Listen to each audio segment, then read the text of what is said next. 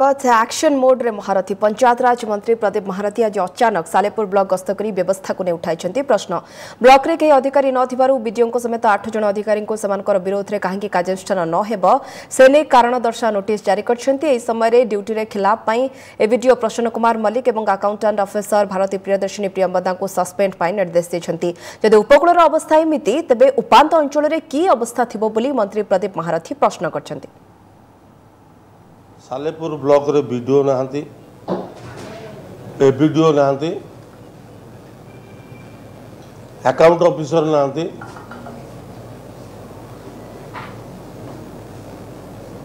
GPO नहांती assistant executive engineer नहांती assistant engineer नहांती जेई नहांती 3 जन जीपीटीए नहांती मात्र जड़े ऑफिसर पीए केवल थिले वीडियो सैयद आरिफ हुसैन को शो कोच मगा वीडियो अनुपस्थित वीडियो ब्लॉक दायित्व नवा कथा प्रसन्न कुमार मल्लिक आज सस्पेंड करागला अकाउंटेंट ऑफिसर